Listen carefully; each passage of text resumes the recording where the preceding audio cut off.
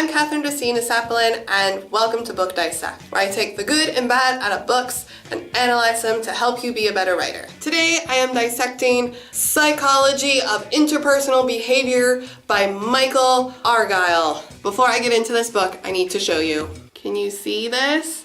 YouTube? And here too. See? I don't know who did this, but I hate you. You do not fold down the pages of books. You get a bookmark, and it doesn't even need to be a real one, because look, this is my bookmark, and it's literally a ripped up Christmas paper. Do not fold down the pages. No, that is bad human. Boo. So I'm really enjoying this book, and I'm using the present continuous tense to describe the book, because as you can see from where my bookmark, this one, I'm currently only halfway through, but there's a reason for that. So before we get into the bad stuff of the book, let's get into the good. This book is really well researched. All of this is a bibliography citing all the sources that they used in the book. And then all of this is an index that if you're looking for a specific subject matter, it gives you where you can find it in the book. And that's a great thing, but it's also sort of a bad thing because it's so heavy with information, and the information is so well presented and so great that I can only read so much of it before I need to stop and sort of just take a step back to think about what I read, because it's been so insightful and helpful. And you're probably thinking, well, isn't that a good thing? Yes, it is, except I'm on a deadline and I haven't finished the book, and I need to finish the book for the video. But the nice thing is that since this is a nonfiction book, there really, well, most likely isn't going to be a plot twist later that would have any effect on my review of the book, which is why I'm willing to make the review of this book before finishing it.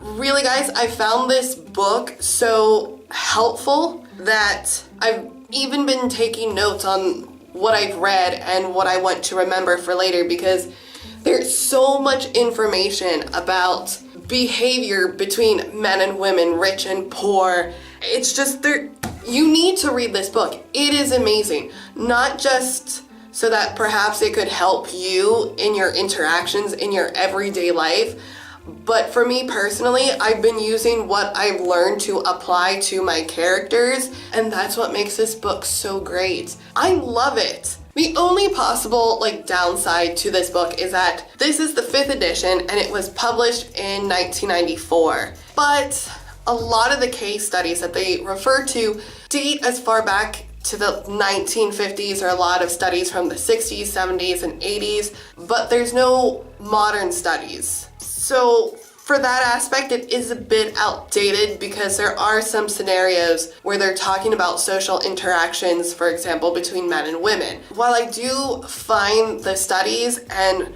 what I've read to be very informative and helpful, there is this part of me that wonders, in the digital age, how much has that changed, or hasn't it changed at all? Because I think since so many people are on their phones, I feel like we're a little bit less social than people in the 50s, 60s, and 70s. However, there's also this other part of me that thinks, well, the psychology of why we're social probably hasn't changed, so at least that part of the book is probably still true. Even though it's dated, I still think that this is a great book. I mean, obviously, I don't think I would ever be able to write a book like this. Honestly, I don't know really anything about the author, but let's just assume that he's not a doctor, considering all the case studies that he referred to, like pages and pages of them. This type of book would require a lot of research, and so I think this is a really good example,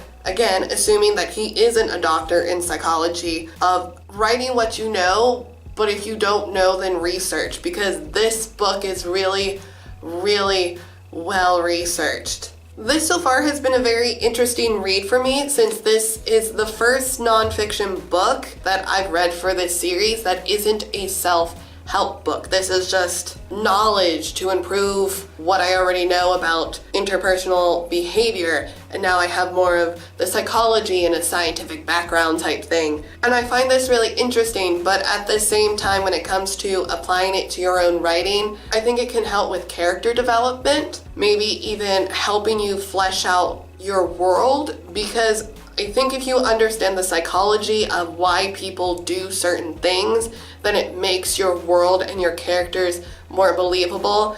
But aside from if you're an aspiring writer who wants to make better characters, or if you just want to improve your mind, or if you just like books, it's hard for me to think of a group of people who would enjoy reading this. It is a really great book. I'd highly recommend it, even though it is really old and outdated, because I can't even remember the last time I read a book that I thought was so interesting that I willingly took notes on it so that I could remember it later to apply it to things in my life.